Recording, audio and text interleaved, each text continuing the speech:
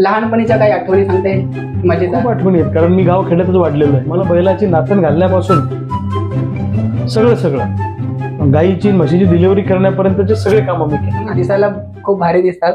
शाळेमध्ये असताना एखादी मुलगी आवडली की नाही? शाळेत जेव्हा मी होतो कॉलेजमध्ये, शाळेत तर दूरपर्यंत हा विषयच नव्हता. कारण आम्ही शाळेत असताना मुलं मुली फार बोलतच नव्हते. शर्वरीशी मैत्री झाली, म्हणजे त्यांच्या मुलीशी सावजी सावंत, आणि आमची छान मैत्री झाली. आमच्या सगळ्या गप्पा हे इंटेलेक्च्युअल असायच्या.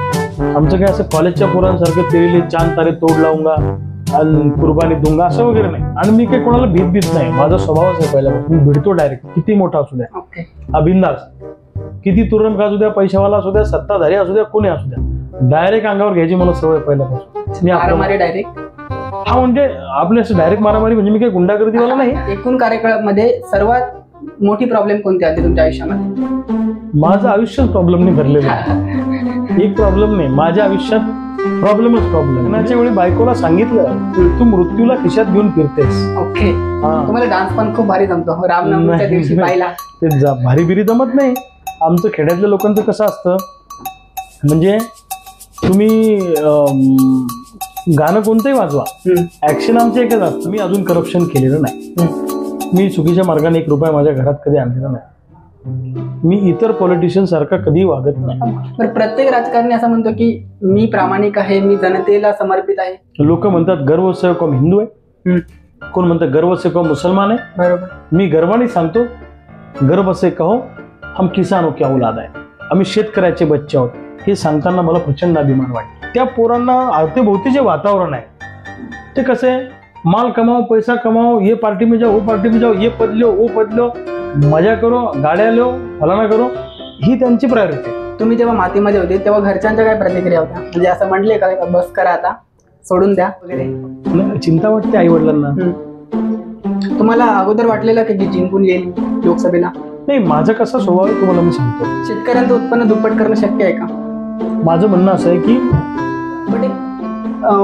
नॉर्मलाइज झालेलं आहे ना, की जर काही झालं नाही तर आत्महत्या. तुम्हाला मी सांगतो, आत्महत्या करायला पण खूप धाडस लागतं.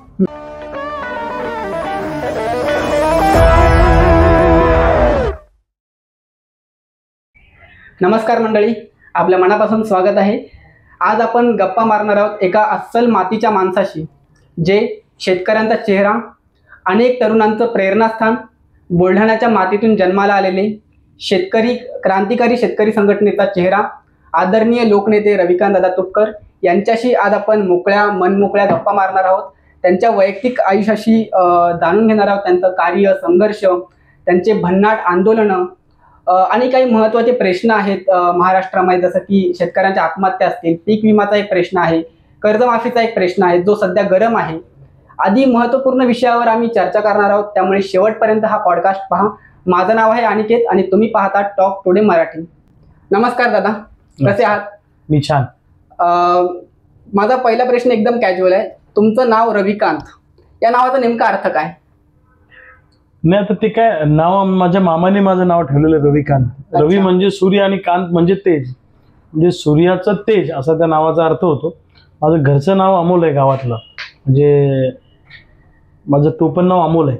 त्यामुळं गावातले लोक, त्याच्यानंतर माझे नातेवाईक सगळे मला अमोल म्हणून ओळखतात आणि ते मला अजूनही अमोलच म्हणतात.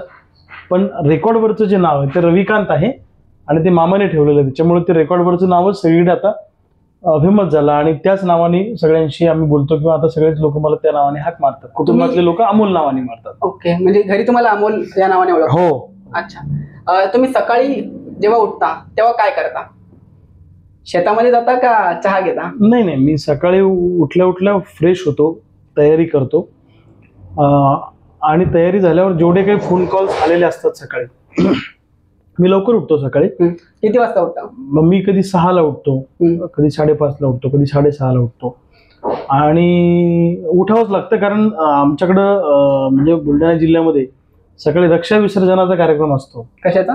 रक्षा विसर्जन म्हणजे एखादा माणूस जेव्हा मृत पावतो त्याचा 3रा दिवस जो असतो त्याला आमच्याकडे रक्षा विसर्जन म्हणतात. त्याचे खूप सलग कार्यक्रम म्हणजे चालूच असतात रक्षा विसर्जन. त्यामुळे सकाळीच आमचा दौरा चालू होतो.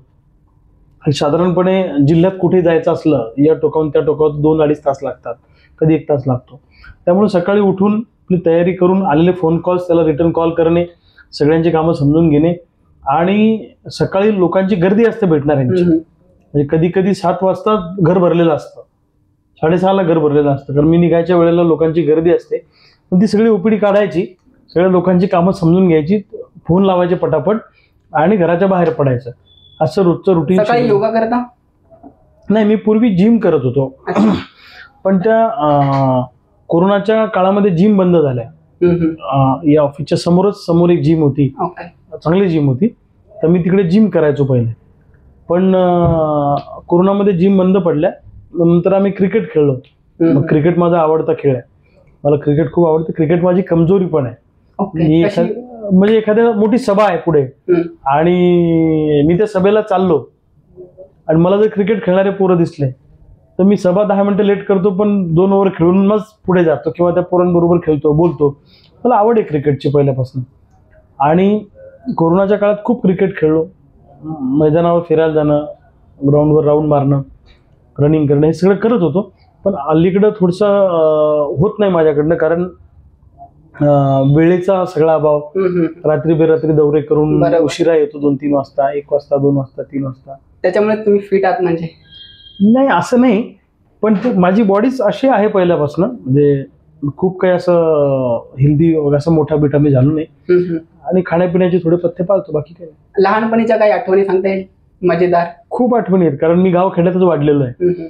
इथून एक 5-7 किलोमीटर माझं गाव आहे, सावळा नावाचं.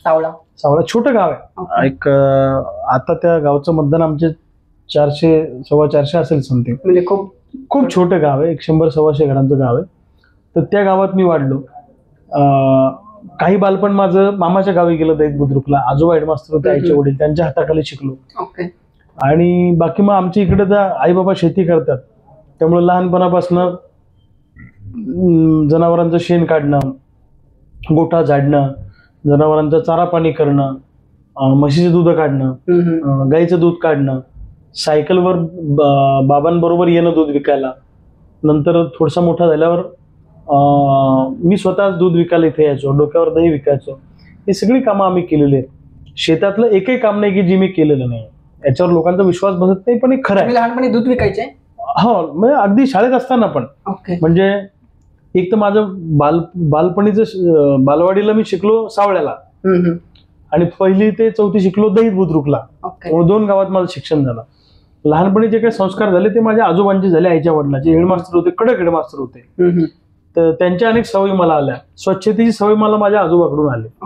मला खूप स्वच्छता लागते, नेटकेपणा लागतो, व्यवस्थित कपडे घालणं, नेटकं राहणं, ही सवय मला आजोबाकडून आली. सकाळी उठून पटकन आवरणं, रुटीन, हे सगळं आजोबाकडून आलं. म्हणजे आजोबाचे कपडे प्रेस करायला मी न्यायचो लहानपणी धोब्याकडे तिकडे. तर तेव्हा माझे पण मी कपडे न्यायचो प्रेस करायला. म्हणजे मी 1ली 2रीतच आजोबाबरोबर प्रेसचे कपडे घालायचो. अनेक चांगल्या सवयी आजोबाकडून आल्या. हस्ताक्षर त्यांच्यामुळेच माझं चांगलं झालं त्या काळामध्ये. स्पीच देणं, धाडस, या सगळ्या गोष्टी त्यांच्यामुळे आल्या. कल्चर ऍक्टिव्हिटीमध्ये सहभागी होणं. मग नंतरच्या काळामध्ये मी भारत विद्यालयामध्ये आलो बुलढाण्याला. भारत विद्यालय हे एक आदर्श विद्यालय मानलं जातं, चांगली शाळा मानली जाते. आणि मग गावावरून यायचं, सावळ्यावरून सायकलनी इथे बुलढाण्याला यायचं. 5 किलोमीटर नाही, 7-8 किलोमीटर पर्यंत असेल. इथे यायचं, शाळा करायची सकाळची, घरी जायचं, घरी जाऊन जेवण करायचं, दप्तर टाकायचं आणि म्हशी घेऊन जायचं वळायला रस्त्याच्या कडेकडेनं. आणि मग सोबत पुस्तकही न्यायचं. संध्याकाळी म्हशी आणायच्या, म्हशी बांधायच्या. आमच्या वडिलाचं एक होतं की मुलांना काही जमलं नाही तर शेती तरी नीट करता आली पाहिजे, असं आमच्या वडिलाचं, आईचं सगळं होतं. त्यामुळे वडील सालदाराबरोबर आम्हाला पण काम करायला लावायचे आणि शेतीतले सगळे कामं करून घ्यायचे. तुम्हाला विश्वास बसणार नाही, मला नांगर एकटा येतो, तुमच्या भाषेत तुम्हाला येटणं समजणार नाही, पण नांगराची साखळी कशी लावायची, बैल कसे जुंपायचे, त्याला जाडी कशी घालायची, शिवळ कशी टाईट असली पाहिजे, कोणते बैल पुढे घालायची, कोणते बैल मधात घालायचे, सर्व शेतीतले काम. बिलकुल. मला ती पण एकटा येते, मला पेरता येतं, मला खत टाकता येतं, मला आढण उपटता येतं, मला दगड उचलता येतात, मला खंतीतलं खत बैलगाडीनं वाहून शेतात टाकायचं आणि ते पांगवायचं, फवारणी करायची, सगळे कामं शेतातले. एकदा नाही, मी अनेक वर्ष केले. 5-6 वर्ष मी सलग नांगरणी केलेली आहे. 4 बैल आमचे, 2 बैल शेजारच्याचे, आपलं नांगरायचं, त्याचंही नांगरून द्यायचं. हे रात्री 2ला नांगर पकडायचा, 1-2 वाजता पौर्णिमेच्या चंद्राच्या उजेडामध्ये आणि सकाळी 7-8ला सोडायचा, दिवसभर क्रिकेट खेळायचा. अरे वा. असं सगळं काम करायचो. पण मी अभ्यासातही चांगला होतो. पॅरलली मी अभ्यास पण करायचो. मला सगळ्या क्षेत्रामध्ये आपण राहिलो पाहिजे पुढं, किंवा सगळंच आलं पाहिजे आपल्याला, असं वडिलांनाही वाटायचं आणि मलाही वाटायचं. त्यामुळं डोक्यावर दही विकण्यापासून सगळ्यांच्या घरी दूध टाकण्यापासून सगळे कामं मी केले आणि कुठल्याही कामाची मला कधी लाज वाटली नाही. मला अभिमानच वाटला की माझ्या बापाने शेती केली, माझ्या बापाने दूध टाकलं, तर या व्यवसायाचा, दुग्ध व्यवसायाचा, शेतीच्या व्यवसायाचा मला प्रचंड अभिमान आहे. त्यामुळं मला कधी त्याचा कमीपणा वाटला नाही. मी हे गर्वाने सांगतो की मी शेतातले सगळे कामं करतो. आजही तुम्ही मला शेतात पाठवलं मी सगळे कामं करतो. आत्ता वेळ मिळत नाही, पण मला असं काही सवय लागेल किंवा हे जमेल का नाही असं अजिबात नाही. मला सगळं जमतं. मला बैलाची नाथन घालण्यापासून सगळं गाईची म्हशीची डिलिव्हरी करण्यापर्यंतचे सगळे कामं मी केले. अच्छा, तुम्ही दिसायला खूप भारी दिसतात. शाळेमध्ये असताना एखादी मुलगी आवडली की नाही? मी काही भारी बिरी नाहीये, पण शाळेत जेव्हा मी होतो कॉलेजमध्ये, शाळेत तर दूरपर्यंत हा विषयच नव्हता. कारण आम्ही शाळेत असताना मुलं मुली फार बोलतच नव्हतो. म्हणजे शाळा एक तर स्ट्रिक्ट, एकदम अभ्यासाचा ताण, आणि आम्ही खेड्यातून आल्यामुळे आमच्या मनामध्ये एक न्यूनगंडाची भावना होती की बा आपल्याला जमेल का, आपण तर खूप गरीब घरातून आलोय, हे कसं काय जमेल. आणि नंतर खूप फ्री झालो. पण ते शाळेत असताना काही नव्हतं. कॉलेजमध्ये पण माझ्या डोक्यात कधी तो विषय आला नाही. त्याचं कारण असं की मी शहीद भगतसिंगाच्या विचारांनी भरलेला कार्यकर्ता आहे. तेव्हाही माझ्या डोक्यात भगतसिंगाचे विचार असे खूप क्रांतिकारी विचार, रक्त असं उसळून यायचं. आणि भगतसिंगांनी लग्न केलं नाही, आपलं लग्न करायचं नाही, असं कॉलेजमधले ते विचार. त्यामुळं कॉलेजमध्ये असताना काही प्रेमात पडलो एकदम क्रांतिकारी. कॉलेजमध्ये असताना. नंतर प्रेम झालं, तो नंतरचा भाग आहे. पण कॉलेजमध्ये काही नाही. तुमचं लव्ह मॅरेज झालेलं आहे? लव्ह मॅरेज, आंतरजातीय असं लग्न झालेलं आहे. तुम्ही आहे ना अभ्यास वृत्तीचे आहात भरपूर, आणि प्रत्येक मुद्द्याचं सटीकपणे उत्तर देण्याची कला तुमच्यामध्ये आहे. एक प्रश्न असा आहे की तरुणांना how to choose life partner, कसं निवडायचं? नाही, मला असं वाटतं ते काय असं ठरवून वगैरे होत नाही. कोणत्या गोष्टी बघितल्या पाहिजे तुमच्या मते? नाही, डिपेंड. आता प्रत्येकाची प्रायोरिटी वेगळी असते. आता माझ्या डोक्यात असं होतं की मला लग्नच करायचं नाही. पूर्वी असं होतं. तुम्ही भगतसिंगाच्या विचारांना भरलेला कार्यकर्ता की संसार बिंसार लग्न हे सगळेच करतात, आपल्याला नाही करायचं.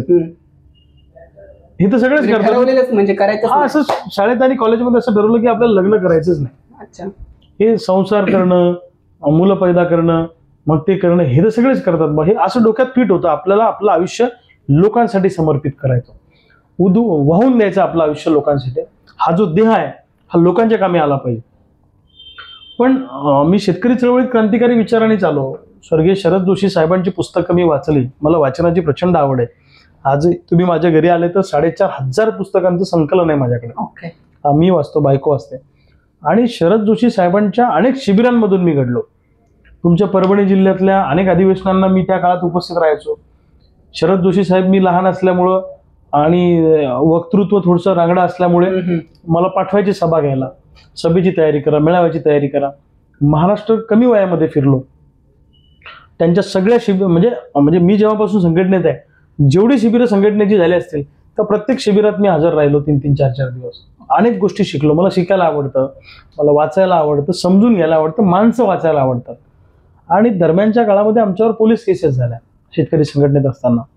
म्हणजे पहिली पोलीस केस झाली असेल तेव्हा मला दाढी-मिशी पण नाही. स्वाभिमानी शेतकरी संघटना होती ना? नाही, शेतकरी संघटना शरद जोशी. ओके. पण तुम्ही स्वाभिमानी शेतकरी संघटनेनंतर. ओके. म्हणजे आम्ही जेव्हा शेतकरी संघटनेत होतो, शरद जोशी साहेबांच्याच आम्ही विद्यापीठातले सगळे आहोत. मग नंतर त्याला फाटे फुटले किंवा वेगवेगळ्या संघटना अनेकांनी काढल्या. तर त्या काळामध्ये केसेस आमच्यावर भरपूर झाल्या.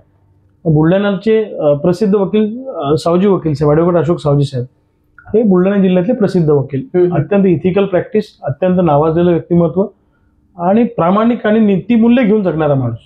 ते वेगळ्या विदर्भाचे गाड्या अभ्यासक आणि आंदोलक. त्यांच्याकडे आमच्या केसेस होत्या आणि त्यांनी शेतकरी चळवळीतल्या सगळ्या लोकांच्या केसेस फ्री ऑफ कॉस्ट लढायच्या असं ठरवलं होतं. आणि अशा परिस्थितीमध्ये त्यांची मुलगी पण प्रॅक्टिस करायची. मग आमची छान चर्चा व्हायच्या, वकील साहेबांची चर्चा व्हायच्या, नंतर त्यांच्या मुलीशी पण चर्चा व्हायच्या. आणि अशा सगळ्या चर्चा होत असताना अर्थशास्त्रावर चर्चा व्हायची. देशाचं अर्थशास्त्र काय आहे, काय शरद जोशीने शिकवलं, हम्म. आणि माझी जी काम करण्याची किंवा मेहनत घेण्याची पद्धत आहे आणि प्रामाणिकपणा हा सावजी साहेबांच्या मुलीला भावला. आमची चांगली मैत्री झाली. जसं आपण बोलतोय असं कॅज्युअल आम्ही बोलायचो. बरोबर. मग काही काळानंतर असं झालं की बा आपण एकत्र येऊनच लग्नच केलं तर काय फरक पडतो असा प्रस्ताव आला. पण मी थोडं घाबरत होतो, कारण मी खूप सामान्य घरातला. बरोबर. माझ्या आईवडील शेती करतात. आमच्या घरी तर टॉयलेट पण नव्हतं तेव्हा. हम्म. म्हणजे अतिशय सामान्य कुटुंबातले आम्ही. म्हटलं एवढ्या सुखवस्तू घरातली मुलगी आपण संसार करू शकतो की नाही. कारण मला एका गोष्टीचा अजूनही आत्मविश्वास आहे की मी पैसे कमवू शकत नाही. ओके. मला व्यवसाय, व्यवहार, पैसा कमवणं ह्या गोष्टी माझ्या डोक्याच्या बाहेरच्या आहेत. माझ्या डोक्यात क्रांतिकारी विचार ह्या तितक्याच ताकदीने अजूनही भिनलेले आहेत. मग शर्वरीशी मैत्री झाली, म्हणजे त्यांच्या मुलीशी सावजी साहेबांच्या, आणि आमची छान मैत्री झाली. आमच्या सगळ्या गप्पा हे इंटेलेक्च्युअल असायच्या. आमचं काय असं कॉलेजच्या पोरांसारखं तेरीले चांद तारे तोड लावूंगा आणि कुर्बानी दूंगा असं वगैरे नाही. आमच्या गप्पा what is mean by carbon credit, मग कार्बन क्रेडिट काय विषय आहे, मग WTO काय आहे, मग शरद जोशींनी थँक्यू डंकेल का म्हटलं, मग गॅट कराराची काय अवस्था आहे, समाजवादी व्यवस्था म्हणजे काय, अशा सगळ्या डावे काय उजवे काय, मग सगळ्या बारीक सारीक गोष्टींवर चर्चा व्हायच्या. आणि या सगळ्या याच्यातून आमची मैत्री घट्ट झाली. आणि माझं डेडिकेशन तिला खूप आवडलं की नाही हा खूप भिडतो लढतो, आणि मी काही कोणाला भीत नाही. माझा स्वभावच आहे पहिल्यापासून, मी भिडतो डायरेक्ट, किती मोठा असू द्या, हा बिंदास, किती तुरंत असू द्या, पैशावाला असू द्या, सत्ताधारी असू द्या, कोणी असू द्या, डायरेक्ट अंगावर घ्यायची मला सवय पहिल्यापासून. मारामारी डायरेक्ट, हा म्हणजे आपले असं डायरेक्ट मारामारी म्हणजे मी काही गुंडागर्दीवाला नाही, पण पहिले त्याला समजावून सांगायचं प्रेमाने, परत एकदा सांगायचं, नाही ऐकलं तर मग आपली जी स्टाईल आहे ती स्टाईल वापरायची. आणि हे माझी पद्धतच अशी आहे ना, आजही तशीच आहे. मला सहन होत नाही, मला कुणावर अन्याय झाला की मला अजिबात सहन होत नाही. अनोळखी माणसावर पण अन्याय झाला तर मी तो अंगावर घेतो आणि लढतो त्याच्यासाठी. हा माझा स्वभाव आहे. मग शर्वरीशी मैत्री झाली, मग पुढे लग्नाचं ठरलं, दोघांच्या घरून विरोध झाला, आणि ते नंतर काही काळानंतर दोघांच्या घरच्यांनी परवानगी दिली, आम्ही भगतसिंगाच्या फोटोला हार टाकून मोजक्या लोकांमध्ये लग्न केलं. आता सध्या फावला वेळ मिळतो का या गडबडीत मध्ये? नाही मिळत आता खूपच. म्हणजे सगळ्यात महत्वाचं चॅलेंज माझ्या समोरचं काय असेल तर वेळेचा प्रॉब्लेम आहे. वेळेचा अभाव. हा म्हणजे आता महाराष्ट्रभर फिरायचं, स्वतंत्र संघटना चालवायची, दिवसभर लोकांची कामं करायची, फोन उचलायचे, लोकांना भेटायचं. आणि आमचं असं इतर पुढाऱ्यांसारखं हो करतो वाला विषय नाही ना. आम्ही प्रत्येक फोन त्याचं काम करणं, लिहून घेणं, आणि आमच्याकडे येणारे प्रॉब्लेम हे सगळे खिचकट असतात. असं सहज फोन फार कमी येतात आम्हाला, प्रॉब्लेम घेऊनच येतात महाराष्ट्रभरातून. त्यामुळं वेळ कमी मिळतो, पण मग जसं होईल तसं. आता वेळ तर काही आपण वाढू शकत नाही. बरोबर. जेवढं धावपळ करता येईल, जेवढं पळता येईल, धावता येईल तेवढं आम्ही राज्यभर. तुमच्या एकूण कार्यकाळामध्ये सर्वात मोठी प्रॉब्लेम कोणती आली तुमच्या आयुष्यामध्ये? माझं आयुष्यच प्रॉब्लेमने भरलेलं आहे. एक प्रॉब्लेम नाही, माझ्या आयुष्यात प्रॉब्लेमच प्रॉब्लेम. म्हणजे संकटांना घेऊनच मी जगलो, किंवा संकट अंगावर घेऊनच मी जगलो. त्यामुळे मला आता संकटांची फार कधी भीती वाटली नाही. आणि माहित नाही, मी आता मागच्या आठवड्यातल्या एका पुण्याच्या मुलाखतीत सांगितलं, संकट आली की मी रिलॅक्स असतो. माझी पत्नी मला नेहमी म्हणते, माझे कार्यकर्ते म्हणतात की तू एवढा रिलॅक्स कसं काय असतो, एवढा रिलॅक्स कसं काय असतो. तर मी म्हटलं माहित नाही, संकट आली की मला 10 हत्तीचं बळ येतं, आपोआपच येतं. म्हणजे मला माहित नाही ती शक्ती माझ्यामध्ये काय आहे, पण आपोआप तसं होतं. त्यामुळं मी अनेक संकटांना भिडतो, उरून पुरतो. आणि प्रॉब्लेम काय, आयुष्यात प्रॉब्लेम खूप आले, पण मला चॅलेंज घ्यायला आवडतं. तुम्ही जर म्हटलं ही गोष्ट होत नाही तर ती का होत नाही, इथून माझी सुरुवात होते, आणि मी ती धसाच लावल्याशिवाय राहत नाही. म्हणजे ती पूर्ण केल्याशिवाय. माझा स्वभावच आहे तो, माझा स्वभाव आहे. मला भिडतो मी डायरेक्ट कुणाला पण. जर समजा आता फावला वेळ मिळाला तर काय करायचं त्याच्यामध्ये? आता जर समजा मला फावला वेळ मिळाला तर मला वाचन, आता माझं खूप बऱ्यापैकी गॅप पडलाय वाचायचा, तर वाचन करायला मला आवडेल. या फावल्या वेळामध्ये क्रिकेट खेळायला आवडेल. कोरोनाच्या काळामध्ये मी खूप क्रिकेट खेळलो, धूम क्रिकेट खेळलो. म्हणजे दुपारी एक साधारणपणे 3:30 वाजेपर्यंत ऑफिसला थांबायचं, पेशंटला मदत करायची, लोकांच्या पासेस काढून द्यायच्या. 13,500 पासेस ऑफिसमधून काढून दिले आम्ही लोकांना. म्हणजे मलेशियाचा पोरगा इथं आणायचा, इथून पास तयार. इथं कंटिन्यू 4 माणसं बसलेले होते. कशाच्या पासेस? तेव्हा पासेस होत्या ना की रशियातून इकडे यायचं आहे, किंवा दिल्लीच्या माणसाला बुलढाण्यात यायचं आहे कोरोनाच्या काळात, बुलढाण्याच्या माणसाला मुंबईला जायचं. बरोबर बरोबर. पास शिवाय जाऊ देत नव्हते ना. ती पास कलेक्टरला पाठवायची त्या जिल्ह्याच्या. आणि म्हणजे सुदैवाने माझा राज्यावर संपर्क आहे, महाराष्ट्रातल्या अनेक अधिकाऱ्यांशी माझ्या ओळखी आहेत किंवा माझं नाव ते जाणून आहेत, माझ्या कामाबद्दल माहिती, त्याच्यामुळे मला कुठे अडचण आली नाही. 13,500 पासेस आपण काढल्या, त्याचा डाटा आपल्याकडे आहे विद्यार्थ्यांच्या. एवढ्या विद्यार्थ्यांना आपण इथं आणलंय त्या राज्यातल्या.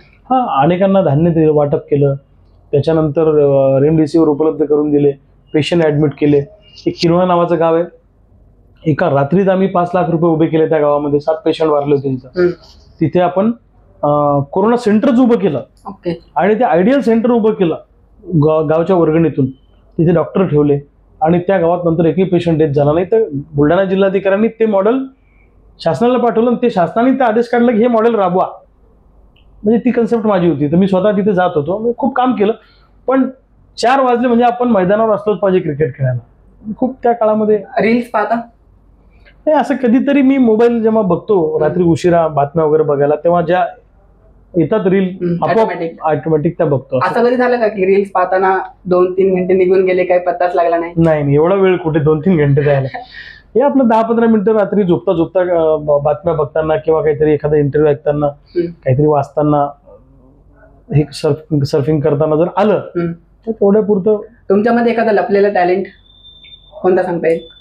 नाही, असं काही नाही. आता काय झालं की माझा एक मित्र पुण्याहून आलता आता, तर त्या मित्राने मला सांगितलं की तो अनालिसिस करणारा मित्र आहे, म्हणजे की तो मोठमोठ्या लोकांच्या स्ट्रॅटेजी ठरवणं, प्रोफेशनली काम करतो. तर त्यांनी मला सांगितलं की फक्त महाराष्ट्रात रविकांत तुपकर हा आक्रमक नेता, भांडतो, लढतो, केसेस घेतो, जेलमध्ये जातो एवढंच माहिती आहे. अनेक गोष्टी आहेत की ज्या कधी समोर आल्या नाहीत, त्या मी कधी कोणाला सांगितलं पण नाही. मला गझलेची आवड आहे, गझल, मला गाणं आवडतं, मला कविता आवडते, म्हणायला आवडते, वाचायला आवडते, ऐकायला आवडते. महाराष्ट्रातल्या अनेक साहित्यिकांशी माझे घरेलू संबंध आहेत, अनेक विचारवंतांशी गप्पा मारायला मला आवडतं, वाचायला आवडतं. साहित्य, कला, क्रीडा सगळ्या क्षेत्रामध्ये माझा वावर आहे. तुम्हाला डान्स पण खूप भारी जमतो, रामनवमीच्या दिवशी पाहिला. ते भारी बिरी जमत नाही. आमचं खेड्यातल्या लोकांचं कसं असतं, म्हणजे तुम्ही गाणं कोणतंही वाजवा, ऍक्शन आमचे एकच असतात.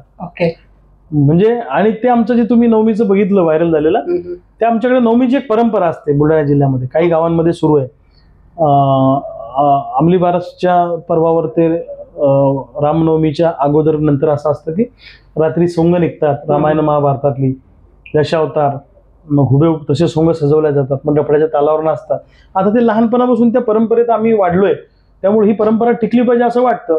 त्यामुळे कुठल्याही गावात मी गेलो तर मला लोकांना माहिती आहे, मला त्याची आवड आहे.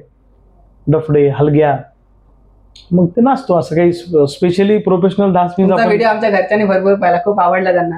थँक्यू. आता गावातल्या मुलांसोबत कधी गप्पा मारता, गावात गेले तर कधी? हो. कशा प्रकारे? आता मी लहानपणापासून ग्रामीण भागात वाढल्यामुळं माझी आमच्या गाव खेड्यातल्या पोरांची तशीच अटॅचमेंट आहे जशी पूर्वी होती. म्हणजे इकडं आपण लाख सगळ्या देशाच्या गप्पा करत असू, पण गावातल्या पोरांसोबत गावातल्या पोरांसारखं वागावं लागतं. आणि अरे काय चाललं तुझं, शेतात काय पेरलंय, काय नाही. कधीतरी मी गावात गेलो एखाद्या महिना 15 दिवसात, भेटतो सगळ्यांना. आमच्या गावातल्या मावल्या माझ्यावर खूप प्रेम करतात, आया बहिणी. अगदी मी गेलो की तोंडावून हात फिरवतील, कसं आहे बाळा. त्यांना माहिती आहे माझा स्वभाव गावातल्या लोकांना, की मी जीव धोक्यात घालून अनेक गोष्टी करतो. सांभाळ, उपोषण करू नको, आत्मदहन करू नको, जीवाला काही करू नको, आणि कुणासाठी करतोय सगळं, संसार उद्ध्वस्त करू नको, असे सल्ले देतात. मित्रपरिवार ग्रामीण भागातला आमचा छान आहे आणि मी ग्रामीण भागातलंच नेतृत्व करतो, त्यामुळे मी काय त्याच मंडळीमध्ये असतो. मी ज्यांच्यात गेलो जसा, म्हणजे ज्यांच्यात गेलो तसा होतो आणि त्यांचीच भाषा मी बोलतो. मला काय असं वेगळं करावं लागत नाही आणि मला आवडतं ग्रामीण भागातल्या, कारण मी त्याच्यातून आलेलो असल्यामुळं. गाव खेड्यातले अजूनही माझ्या गावातले मित्र माझ्या टचमध्ये असतात. झालं का जेवण, काय चाललं, काय नाही, कसं चाललंय, काय वगैरे सगळं आपल्या गावातल्या ज्या गप्पा असतात त्या गप्पा. कोण आजारी पडलं गावात, काय झालं, काय नाही, असं सांगत असतात. ओके. मगाशी तुम्ही म्हटल्याप्रमाणे म्हणजे हा म्हणजे मी संकटांना घेऊन चालणार आहे, म्हणजे संकट माझ्यासोबतच असतात आणि वेळ तर कदाचित म्हणजे कदापि मिळत नाही तुम्हाला. लग्नाच्या वेळी बायकोला सांगितलं तू मृत्यूला खिशात घेऊन फिरतेस. ओके. हा, कारण माझं काही खरं नाही, मी कधी काय करेल, कसं आंदोलन करेल, कधी जेलमध्ये जाईल, कधी बाहेर येईल सांगता येत नाही. त्यामुळं संकट सोबत घेऊन किंवा असं काही मला कधी वाटलं नाही की बाबा हे खूप मोठं संकट आहे. प्रत्येक संकटाला मी संधी म्हणून पाहतो आणि मी ताकदीनं त्याचा सामना करतो आणि मला अनेक ठिकाणी यश मिळतं. असं कधी वाटलं का की खूपच संघर्ष आहे याच्यामध्ये, नोकरी जर केली असती तर बरं झालं असतं? कधीच नाही वाटलं. कधीच नाही. मला शाळेत 7वी-8वी ठरवलं की नोकरी करायची नाही आयुष्यात. कधीच नाही वाटलं मला. म्हणजे ठरवलं होतं की नोकरी करायची नाही. उद्योग व्यवसाय आपला पिंड नाही, कारण आपलं गणित पहिलेच कच्चं आहे, व्यवहार आपल्याला जमणार नाही. हे शाळेपासून मी ठरवलं होतं की माझं आयुष्य मी लोकांसाठी समर्पित करणार. मला वेगळं करायचंय, मला कॉमन माणूस म्हणून जगायचं नाही आणि मेहनत करायची प्रामाणिकपणा. मी तुम्हाला सांगतो आता खूप राजकारणी आहेत, इतरांपेक्षा आम्ही वेगळे काय, मी अजून करप्शन केलेलं नाही, मी चुकीच्या मार्गाने 1 रुपया माझ्या घरात कधी आणलेला नाही, मी इतर पॉलिटिशियन सारखा कधी वागत नाही. जे आहे ते सगळं इमानदारीचं, प्रामाणिकपणाचं, म्हणून आमच्या बोलण्यामध्ये ती नैतिकता असते. आणि आम्ही कोणालाही भिडतो का, कारण आम्ही कोणाचे दबलेले नाही. बरोबर. त्यामुळे इमानदारीनं करायचं. आणि मला सांगा, आता सगळीकडेच अंधार झालाय, तर ही इमानदारीची पंथी जर आपण घेऊन निघालो तर एक दिवस असा येईल की लोक आपल्या पंथीच्या दिशेने येतील. एक आशा आहे आम्हाला आणि त्या आशेवर आम्ही काम करतो. पण प्रत्येक राजकारणी असं म्हणतो की मी प्रामाणिक आहे, मी जनतेला समर्पित आहे. तर तुमच्याकडे पाहून तुम्ही खरंच आहेत ते. तर प्रत्येक राजकारणी असा नसतो ना. तर योग्य राजकारणी किंवा प्रामाणिक राजकारण्याला कसं ओळखायचं? नाही, तुम्ही जनतेत जायचं, नेता काय म्हणतो याच्यावर विश्वास ठेवायचा नाही, आणि पब्लिकमध्ये जायचं आणि पब्लिकमध्ये जाऊन लोकांची इंटरव्ह्यू घ्यायचे, लोकांना विचारायचं, लोक तुम्हाला खरं सांगतील. हा, लोक लगेच सांगतात. नेता तर कोणी काय सांगेल, बरोबर, पण आम पब्लिक काय बोलते, राजकीय नेते नाही, त्यांचे कार्यकर्ते नाही. आता रविकांत तुपकरवर टीका कोण करतं? माझे राजकीय विरोधक आणि त्यांचे चमचे, बरोबर, चेले चपाटे. तुम्ही कॉमन माणसाकडे जा आणि त्याला विचारा, तो तुम्हाला कधीच माझ्याबद्दल वाईट सांगणार नाही. कारण मी आयुष्यात कोणाचं काही बिघडवलंच नाही, मी कोणाला फसवलं नाही, कोणाला खोटं बोललो नाही, कोणाकडनं पैसे घेतले नाही, मी चुकीच्या मार्गाने काही केलेलं नाही. आणि जसं जसं तुमचं वय वाढतं, जसं जसं तुम्ही मोठं होत जाता किंवा एक प्रवासाचा एक टप्पा पुढे पार करता, तितकं तुम्ही जबाबदार झालं पाहिजे हे मानणारा मी माणूस आहे. तुमच्या कार्याची सुरुवात कशी झाली? म्हणजे कसं ठरवलं की आता शेतकऱ्यांचा आवाज बनायचा, आपण बस झाला आता रस्त्यावर उतरायचं? आता नाही, मी शाळेपासूनच माझ्या डोक्यात असं होतं. मला एकदा 9व्या वर्गात शिक्षकांनी एक प्रश्न विचारला होता भारत विद्यालयामध्ये. 8वीत की 9वीत असेल मी तेव्हा. काय होता प्रश्न? गणिताचा एक प्रश्न होता काहीतरी, मला त्याचं उत्तर आलं नाही, माझं गणित पहिलेच कच्चं आहे. आणि तोच प्रश्न शहरातल्या पोरांना विचारला तर त्यांना सर काहीच बोलले नाही. आणि मला म्हटले, तुमचे वडील तुपकर, तुमचे वडील आणि मी एका सोबत होतो, तुमच्या वडिलांनी शेती केली, आता तुम्ही पण आयुष्यभर शेतीच करा, नांगर आणा, वखर आणा, तुम्ही काय आयुष्यात करू शकणार नाही. मला एवढं टीच झालं की याच प्रश्नाचं उत्तर शहरातल्या पोरांना आलं नाही, त्यांना काही बोलले नाही. आणि मी खेड्यातला आहे म्हणून मला बोलले, मी शेतकऱ्याच्या पोटी जन्माला आलो म्हणून हे बोलले मला सहन करावं लागेल. अर्थात शिक्षकांचा हेतू चांगला होता, पण ते मला त्यावेळेला वाईट वाटलं. रात्रभर मी झोपलो नाही. आणि काय माझ्या बापाची चूक आहे की मी शेतकऱ्याच्या घरात जन्माला आलो. आपले वडील तर सगळा हिशोब ठेवतात, आपल्या वडिलाला कुठलं व्यसन नाही, मग तरी सुद्धा गरिबी नावाची अवदसा आपल्या घरातच काय, ग्रामीण भागातच काय, याचा शोध घेण्याचा प्रयत्न केला. मला माझ्या मातीचा प्रचंड अभिमान आहे. लोक म्हणतात गर्व से कौम हिंदू आहे, कोण म्हणतात गर्व से कौम मुसलमान आहे. बरोबर. मी गर्वाने सांगतो, गर्व से कहो हम किसानों की औलाद आहे, आम्ही शेतकऱ्याचे बच्चे आहोत. हे सांगताना मला प्रचंड अभिमान वाटतो, खूप मला आनंद वाटतो. मला माझ्या फाटक्या बापाची कधीच लाज वाटत नाही, मला त्याचा कायम अभिमान वाटतो. गावखेड्यातल्या माणसाचा मला अभिमान वाटतो. त्यामुळं मी या शेतकऱ्यांच्या प्रश्नासाठी काम करायचं, वंचितांसाठी काम करायचं, ज्याचा कुणी नाही त्याच्यासाठी काम करायचं, हे मी कॉलेज शाळेमध्ये ठरवलं, कॉलेजमध्ये ठरवलं. आणि 12वी IPR असतानाच मी चळवळीत आलो, सायन्सला असताना. तुम्ही अनेक तरुणांचे प्रेरणास्थान, तुमचं प्रेरणास्थान कोण आहे? मी मुळामध्ये शेतकरी चळवळीकडे जो आकर्षित झालो तो स्वर्गीय शरद जोशींच्या विचाराने झालो. क्रांतीसूर्य महात्मा फुल्यानंतर या देशामध्ये शेतीच्या शोषणाचा इतिहास किंवा शेतकऱ्याला त्याचा खरा शत्रू दाखवण्याचं काम हे स्वर्गीय शरद जोशी साहेबांनी केलं. त्यांच्या कोणकोणत्या गोष्टी तुम्हाला म्हणजे खूपच प्रभावित नाही, केल्या? त्यांच्या विचारांच्याच मी प्रेमात पडलो. हम्म. शरद जोशी साहेबांच्या विचाराच्या मी खूप प्रेमात पडलो. आणि तुम्ही जे विचारता ना की तुमचे आदर्श वगैरे कोण आहे, तर समाजामध्ये काम करणारे छोटे मोठे घटक जे आहेत, जे प्रामाणिकपणे जगतात, हम्म. जे जसं बोलतात तसं जगतात, ती माणसं मला आवडतात. असा एक आदर्श नाही सांगता येणार. म्हणजे आता छत्रपती शिवाजी महाराजांना मी फॉलो करतो, बाबासाहेबांना फॉलो करतो, फुलेंना फॉलो करतो. तर युद्धनीतीचे नियम आणि आंदोलनाचे नियम सारखे असतात. जेव्हा जेव्हा एखादं आंदोलन करायचं आहे मला, तेव्हा मी छत्रपतींना आठवतो की त्या काळात छत्रपतींनी काय केलं असेल. मी भगतसिंगाला आठवतो, त्या काळात भगतसिंगाने काय केलं असेल. त्या काळात क्रांतिसिंह नाना पाटलांनी काय केलं असेल आणि महात्मा गांधींनी काय केलं असेल, हे मी आठवतो आणि मग आंदोलनाच्या कल्पना मला सुचतात. हा फुले शाहू आंबेडकर, शिव फुले शाहू आंबेडकर यांचा महाराष्ट्र म्हणून ओळखला जातो. तुम्हाला वाटतंय का की महाराष्ट्र त्यांच्या मार्गावर जात आहे? नाही, मला असं वाटतं की महाराष्ट्रातलं चित्र सध्याचं जे आहे ते खूप अस्थिर आहे. म्हणजे लोक मंगळावर चालले, कोण चंद्रावर चाललं. म्हणजे देशांतर्गत भिंती तुटून जग एक व्हायला लागला अशी परिस्थिती आहे. सोशल मीडियाने म्हणा किंवा तसं आहे, बरोबर, खुल्या अर्थव्यवस्थेने. अशा परिस्थितीमध्ये आमच्या पोरांची डोके जातीच्या धर्माच्या नावाखाली भडकवायची आणि आम्ही वर 500 वर्ष पुढे जायचं तर खाली 500 वर्ष चाललो असतो. औरंगजेबाचा मुद्दा, आम्ही औरंगजेबाच्या कबरीचा मुद्दा असेल किंवा बघा ना तुम्ही आता बीडमध्ये काय झालं, ओबीसी वर्सेस मराठा. म्हणजे या दुकानात जायचं की नाही जायचं, अरे हे कुठलं चाललोय आपण.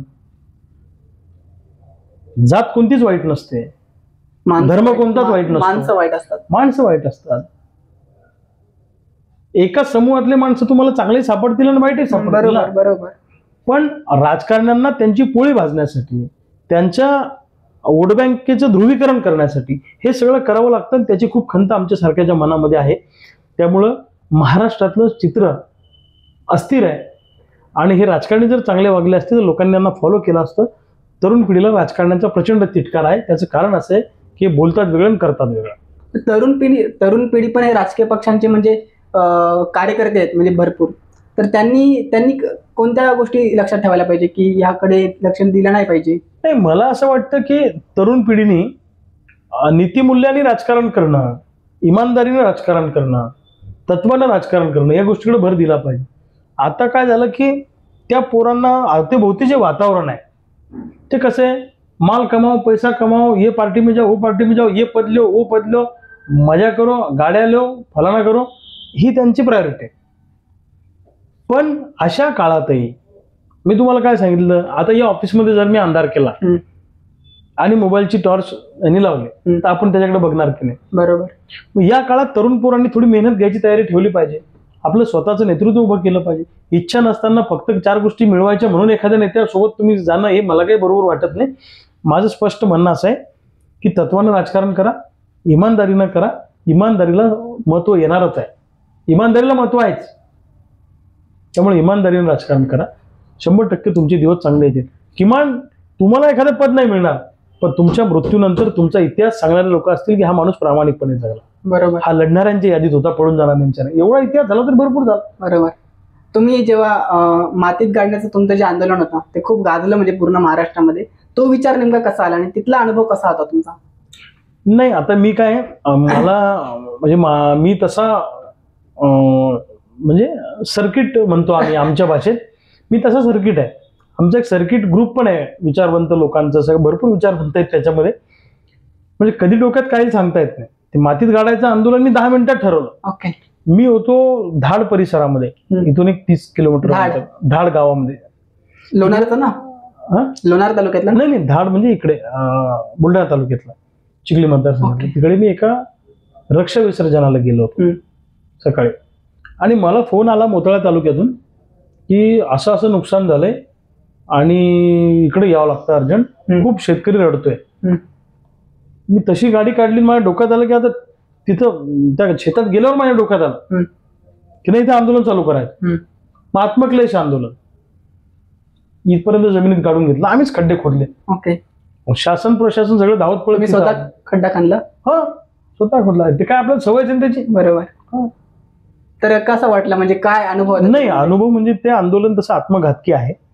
आता ते आपण करतो जोशमध्ये, कारण तो आपल्याला राग येतो व्यवस्थेचा. बरोबर. पण त्याच्यानंतर मला छत्रपती संभाजीनगरला ऍडमिट व्हावं लागलं. माझ्या ज्या नसा होत्या इथपर्यंत. आता ऍक्च्युली काही लोक आंदोलन करताना कसं करतात, जमिनीत गड्डा करतात, त्याला फलट्या मारतात, वरतून असं टाकतात आणि त्यात जातात, हवा मोकळी राहते, काही होत नाही. बरोबर. आम्ही काय केलं शहाणपणा, आम्ही त्या गड्ड्यात गेलो आणि सगळी माती अंगावर घेतली. अच्छा. आता माती आणि मुरुम जर अंगावर पडला तर तुमच्या नसा चोकअप होतात. रक्तप्रवाह नाही, अजिबात नाही. रक्तप्रवाह तुमचा थांबतो.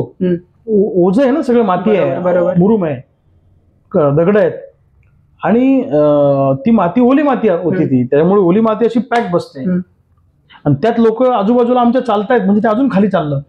पूर्ण पॅक. लोकांना माहित होतं का? मग लोक आजूबाजूला जमा झाले ना लोक.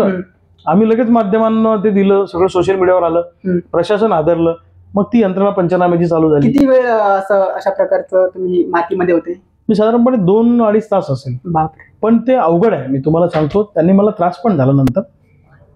तर उपोषणाने पण मला अनेक वेळा त्रास झाला. मी उपोषण काय असं इतर लोकांसारखं करत नाही. माझं असं आहे की एकदा ठरलं उपोषण करायचं की अन्नाला हात लावायचा नाही. जी गोष्ट करायची ना ती इमानदारीनं करायची. पावित्र्य तुमच्या गोष्टीचं कायम राहतं आणि नैतिकतेचा धाक खूप मोठा असतो, लक्षात घ्या. नीतिमूल्यांचा धाक खूप मोठा असतो. त्यामुळे मी सगळं इमानदारीनं करतो जे करतो. तुम्ही तेव्हा मातीमध्ये होते तेव्हा घरच्यांच्या काय प्रतिक्रिया होत्या? म्हणजे असं म्हटले का बस करा आता, सोडून द्या वगैरे? नाही, चिंता वाटते आई वडिलांना की नंतर मला ते बोलतात नेहमी, असं काही केलं की अंगावर घेऊन कशाला करतो, जीव गमवायचा आहे का, आणि तुझ्याकडे आम्ही सगळ्या आशेनं बघतो, तू असं करशील तर कसं होईल. समजावून सांगतात उपोषण करू नको, याच्यानंतर आमचा जीव भांड्यात पाडू नको, जमिनीत काढून घेऊ नको, सांगतात ते. मी ऐकून घेतो. पण मग अशी एखादी घटना झाली की मला राग इतका येतो की मग आम्ही कोणते आंदोलन जे सुचल ते करून टाकतो. तुमचं सर्वात मोठं उपोषण कोणतं होतं? किती दिवसात होतं? आता उपोषण तर मी खूप केली आहे. मला वाटतं 6-7 दिवसाचं उपोषण असेल माझं सगळ्यात मोठं. 7 दिवसाचं. त्याच्यामध्ये काहीच घ्यायचं नाही, फक्त पाणी. तेही पाणी जात नाही त्यावेळेला. पाणी फक्त 1-2 घोट पाणी जे काही जाईल ते, बाकी काहीच घ्यायचं नाही. माझ्या किडनीवर परिणाम झाला उपोषणाने थोडा. बापरे. तुम्ही सुरुवातीला शरद जोशी यांच्या आंदोलनाने किंवा त्यांच्या कार्याने प्रभावित होऊन त्यांच्याशी जुळले. नंतर मग स्वाभिमानी शेतकरी संघटनेमध्ये कसं तुमचं एंट्री झाली, आणि राजू शेट्टी साहेब जे आहेत त्यांचे आणि तुमचे संबंध कसे होते? नाही, मुळामध्ये राजू शेट्टी असतील, सदाभाऊ असतील, रघुनाथ दादा असतील, पाशा पटेल साहेब असतील, लक्ष्मणराव वडले असतील, ही सगळी नेते मंडळी, ही सगळी शरद जोशी साहेबांच्या विद्यापीठात तयार झालेली. ओके. त्या म्हणजे शरद जोशी साहेबांच्या चळवळीतला मी तशा अर्थानं शेवटचा विद्यार्थी म्हणता येईल, तरुण पिढीतला. आणि शरद जोशी साहेबांसोबत काम करताना त्यावेळेला शरद जोशी साहेबांसोबत काय झालं की जनरेशन गॅप खूप आला. म्हणजे एक मोठी पिढी म्हणजे वयस्कर पिढी आणि आपली पिढी. तर आम्हाला वाटायचं की असं झालं पाहिजे, तसं झालं पाहिजे, असं आंदोलन झालं पाहिजे. मग ती मंडळी आम्हाला म्हणायची की नाही, आम्ही इथं 80 साली केलं, 90 साली केलं. मग थोडं कार्यपद्धतीच्या याच्यावरनं थोडंसं निराशा झाली. मग मी शरद जोशी साहेबांची शेतकरी संघटना सोडून तोच झेंडा घेऊन आणि तोच बिल्ला घेऊन जे पुढे गेले राजू शेट्टी त्यांच्याबरोबर आम्ही गेलो. मी आणि सदाभाऊ आम्ही सगळे. पण पुढं राजू शेट्टी जे वागले आमच्याशी ते तर अत्यंत वाईट वागले. त्याच्यामुळे तो विषय सोडून स्वतःची संघटना तयार केली. राजू शेट्टी साहेब आणि तुमचे संबंध कसे होते? नाही, राजू शेट्टींचे माझे संबंध खूप चांगले होते. आता सोबतच राहायचो ना आम्ही अनेक वर्ष. मी 17-18 वर्ष त्यांच्या बरोबर काम केलंय. बापरे. राजू शेट्टींबरोबर कंटिन्यू आम्ही सोबतच फिरायचो. त्यांचे संबंध चांगले होते. पण त्यांनी ज्या पद्धतीने आमच्याशी वागले, आणि काही नेत्यांचा प्रॉब्लेम काय की आपला खालचा कार्यकर्ता हा आपल्या बरोबरीत येऊ नये किंवा आपल्या मागे मागे येऊ नये. तो जिल्ह्यापुरता असलाच चालतो, पण तो वर नाही आला पाहिजे अशी काळजी काही नेते मंडळी घेतात. पंख छाटणे, मग तयारी करायला लावणे, उमेदवारी न देणे, बोलणे करणे, अशा अनेक गोष्टी झाल्या. त्यामुळे मी नेमके कोणत्या मुद्द्यावर मतभेद होते? नाही, माझं म्हणणं होतं की आपण चळवळ चालवतो तर ती व्यक्ती केंद्रित नसावी. म्हणजे तुमचीच लोकसभा डोळ्यासमोर ठेवूनच युती आघाड्या नका करून तुम्ही तुमच्या बरोबर अजून 2-4 लोक सभागृहात गेले पाहिजे. शरद जोशी साहेबांनी जे साहित्य निर्माण केलं तशा पद्धतीचं साहित्य तुम्ही पण निर्माण केलं पाहिजे. नवीन पिढीला आपण काय देतोय? नवीन पिढीला 80 साली स्वर्गीय शरद जोशी साहेबांनी जो विचार मांडला तोच विचार आपण रिपीट मारतोय. वेगळं काय करतोय? मग नवीन पिढीला वेगळं काय देतोय आपण? आपण शिबिरं घेत नाही, त्यांची वैचारिक बैठक घडवत नाही. मग फक्तच राजकारण करायचं असेल तर मग चळवळ कशाला आपण करतोय? अशा काही मुद्द्यांवरून त्यांच्याशी माझे मतभेद झाले, कार्यपद्धतीवरून मतभेद झाले. हे मतभेद कधीपासून सुरू होते? बरे 2019 पासून सुरू होते. ओके, मग नेमकं काय कारण होतं शेतकरी संघटना सोडण्याचं, स्वाभिमानी शेतकरी संघटना सोडण्याचं? हेच मतभेद झाले ना. त्यांनी आमच्या जिल्ह्यात यायचं, आम्हाला सांगायचं नाही, मुद्दाम पंकज हटण्याचं काम करायचं, अनेक गोष्टी. 14ला त्यांनी मला तयारी करायला लावली चिखलीतल्या विधानसभेची, तिकीट दिलं नाही, जागा भाजप सोबत युती केली. नंतर त्यांच्या भूमिका बदलल्या. 19ला ते काँग्रेस राष्ट्रवादी सोबत गेले, ज्या काँग्रेस राष्ट्रवादीच्या विरोधात संघटना उभी राहिली कारखानदारांना विरोध करून. मग ते पुन्हा एकदा इकडे एकदा तिकडे. 19ला लोकसभेची तयारी करायला लावली बुलढाण्यातनं, तेव्हाही मला संधी दिली नाही. विधान परिषद शरद पवार साहेबांनी मला कबूल केली. त्यांनी स्वतःचं नाव दिलं तिकडे राज्यपालांकडे. ठीक आहे, मग 24ला पण तसाच प्लॅन रिपीट झाला असता. तुम्हाला अगोदर वाटलेलं की जिंकून येईल मी लोकसभेला? नाही, माझा कसा स्वभाव आहे तुम्हाला मी सांगतो. माझा स्वभाव असा आहे की एखादी मॅच खेळायची, पुरं ताकद लावून खेळायची. परिणाम चांगला आहे का वाईट आहे? मी ओव्हर कॉन्फिडन्स मध्ये कधीच नसतो. मी तुम्हाला माझ्या बोलण्यामध्ये कधीच अवास्तवपणा जाणवणार नाही. मी ही पाण्याची बॉटल एक आहे तर मी एकच म्हणणार, मी याला 2 म्हणणार नाही. बरोबर. राजकारणी लोकांचं असं असतं, अरे हमारे पास में तो 100 बॉटल आहे असे, नसते एकच. माझं तसं नाही, मी एकाला एकच म्हणतो. मी लढलो ताकदीने, मला जनतेने खूप भरभरून साथ दिली, मला वर्गणी दिली लोकांनी खूप प्रेम केलं माझ्यावर. आणि जेव्हा मतपेटीमध्ये बंद झाले मतदान, माझे सहकारी मला विचारत होते, तेव्हा मी सगळ्यांना सांगितलं की आपण फाईटमध्ये राहू, जिंकू हरू हे मला माहित, आपण अच्छी फाईट करेंगे.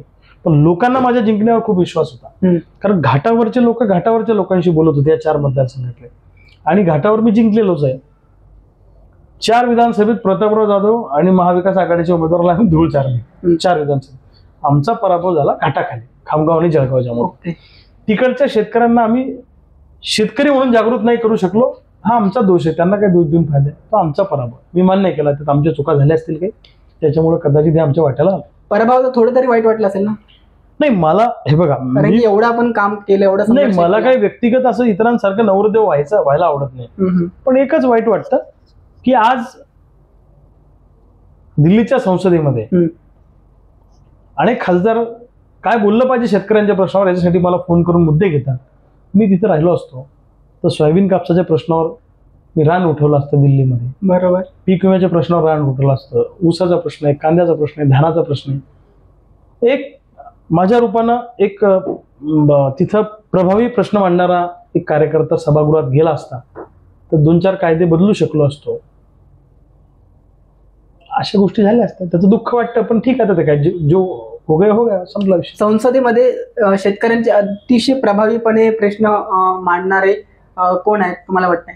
फार आता काय असं दिसत नाही, पण तुरळक मंडळी आहे जी प्रश्न मांडतात. त्यांची नावं नाही, आता नावं तर बरेच जणांचे घेता येतील, पण माझं म्हणणं डेडिकेशनने फुल टाइम फक्त शेतकऱ्यांचे प्रश्न मांडणारा एक माणूस तसं कोणी नाही तिथे पूर्ण वेळ. म्हणजे इतर प्रश्नही घेतात. आता मी असतो तर मी निव्वळ सोयाबीन, कापूस, कांदा, ऊस, दूध बिलकुल समर्पित. जर आकडेवारी जर आपण पाहिली ना तर आजचे तरुण हे रोजगारासाठी शहरामध्ये स्थायिक होतात. म्हणजे आकडेवारीनुसार 75% तरुण हे शहरामध्ये नोकरीसाठी रोजगारामध्ये स्थायिक होतात. म्हणजे त्यांना शेती करावीच वाटत नाही. काय कारण असेल याच्या मागे? नाही, आणि शेतकऱ्याच्या पोराने शेतीच का करावी? काय कंपल्सरी आहे? अरे तो बाबा, त्यांनी आजोबाचे हाल पाहिले, त्यांनी वडिलाचे हाल पाहिले, त्यांनी आपल्या आईचे हाल पाहिले. तो तोट्याचा धंदा आहे ना. काय ती म्हण आहे ना, 100 का 60 करणार बाप का नाम चला ना, अशी गोष्ट आहे ती. तर मग का करावी त्यांनी शेती? तो धंदा फायद्याचा असेल तर जरूर करेल ना. त्यांनी सगळी घरची परिस्थिती बघितली ना. प्रत्येक आई वडिलाला असं वाटतं की आपलं पोरगं शेतकरी नाही झालं पाहिजे, तिकडे जाऊन काहीतरी कर, पण आमच्यासारखे हाल तुझे व्हायला नको, म्हणजे प्रत्येक आई वडिलाची इच्छा असते. म्हणून तो पोरगा शहरात जातो. तर तुम्हाला काय वाटतं, तरुणांनी शेतीकडे वळायला पाहिजे का नाही? नाही, मला असं वाटतं की ते ज्याचा त्याचा स्वातंत्र्याचा प्रश्न आहे. शेती हा व्यवसाय तोट्यात आहे. हम्म. मला असं वाटतं की नोकऱ्या जर मिळत नसतील तर शेतकऱ्याच्या पोरांनी शेती प्रक्रिया उद्योग ट्रेडिंग मध्ये उतरा. आता मी संगमनेरला गेलो मध्ये दौऱ्यावर मागच्या आठवड्यात, तिथे मला बटाट्यावाले शेतकरी भेटले. तर त्या बटाटा आमच्याकडे असला की त्याला भाव नाही, पण त्या बटाट्याची चिप्स करणारा हल्दीराम हेलिकॉप्टरने फिरतो. बरोबर. तर मग आपण हल्दीरामवाला का नाही होऊ शकत? कच्च्या मालावर प्रक्रिया करा आणि त्याचं मार्केट आपणच तयार करा. सोशल मीडियाचा जमाना आहे. आता तुम्ही एवढ्या ग्रामीण भागातून येऊन हे सगळे चॅनल चालवता, हे सगळं प्रवास करता, महाराष्ट्रभर मोटरसायकलवर फिरता, काय साधी सोपी गोष्ट नाही. माझं म्हणणं आहे की स्किलवाल्याला महत्व आहे पुढे भविष्यामध्ये. ग्रामीण भागातल्या शेतकऱ्याच्या पोरामध्ये कुठलं ना कुठलं एक चांगलं स्किल असलं पाहिजे. जगाच्या स्पर्धेत जर टिकायचं असेल तर स्वर्गीय शरद जोशी साहेबांनी 3 गोष्टी आम्हाला शिकवल्या. म्हणजे 3 गोष्टी तुम्हाला आल्या पाहिजे असं त्यांनी सांगितलं. एक, इंग्लिश बोलता आली पाहिजे. नसल फ्लुएंट बोलता येत तर किमान तुडकी मोडकी बोलता आली पाहिजे, समजली पाहिजे. कम्प्युटर चालवता आलं पाहिजे आणि 4 व्हीलरचं ड्रायव्हिंग आलं पाहिजे. या 3 गोष्टी जगाच्या पाठीवर तुम्हाला जर आल्या तर तुम्ही मागे राहणार नाही, असं शरद जोशी साहेबांनी छत्रपती संभाजीनगरच्या शिबिरात आम्हाला शिकवलं. तर मी ग्रामीण भागातल्या पोरांना तेच सांगेन. बेरोजगार सगळेच आहे, अनेक जण आहेत, पण हे येतं का हे येत नाही, ते येतं का ते येत नाही. माणूस हा मल्टी टॅलेंटेड असला पाहिजे किंवा शिकण्याची तयारी त्याची असली. म्हणून शेतकऱ्याच्या पोरांनी उद्योग व्यवसाय उभा करण्याकडे भर द्यावा. कोणत्याही कामाची लाज वाटू देऊ नका. आपल्या बापाचा अभिमान बाळगा. आपल्या बापाचं मळकं धोतर असेल, पायजामा असेल, आपल्या आईची फाटकी साडी असेल, फाटकं लुगडं असेल, त्यांचा कमीपणा वाटू देऊ नका. गरिबीचं भांडवल तर अजिबात करू नका. बचेंगे तर और लढेंगे. पण आर्थिक कारणामुळे जर तरुण शेती करत नसेल, म्हणजे जर आपण योग्य प्रकारे जर शेती केली तर नोकरीवाल्याला तो ऐकत नाही ना. म्हणजे आणि असं एक कारण आहे, लग्नासाठी मुली मिळत नाहीत तरुणांना, शेतकरी तरुणांना. बघा, शेती हा धंदाच तोट्याचा आहे. ओके. ते काय करतील? शेती प्रक्रिया उद्योग म्हटलं मी तुम्हाला. मार्केटिंग में उतरो, ट्रेडिंग में उतरो, प्रक्रिया करा मालावर. बरोबर ना. शेती, उत्पादन, प्रक्रिया आणि वितरण. हे बघा, तुम्ही कच्चा माल तयार करायच्या नादात म्हणजे शेती पिकवायच्या नादात लागाल तर तुमचं वाटोळच आहे,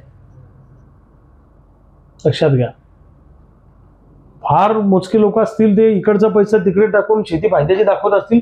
निव्वळ शेती करणारा कोणताही माणूस फायद्यात नाही असं माझं स्पष्ट मत आहे. ना शेतकऱ्याने जर समजा असा केला, शेतीतलं उत्पादन, प्रक्रिया त्याच्यावर आणि त्याचं वितरण स्वतः जर शेतकऱ्यांनी जर केला तर शेतीचा व्यवसाय काय प्रयत्न तरुण पोरांनी केला पाहिजे असं मला वाटतं. ओके. आजकाल जर तुम्ही पाहिलं ना तर शेतीची सामाजिक प्रतिष्ठा पण जरा खालावलेली आहे. तर यावर तुमचं काय म्हणणं आहे? आर्थिक मेळ गेला ना हुकून. सोयाबीनचा पर क्विंटल उत्पादन खर्च एका क्विंटलचा 7-7.5 हजार आणि मिळणारा भाव 4,000.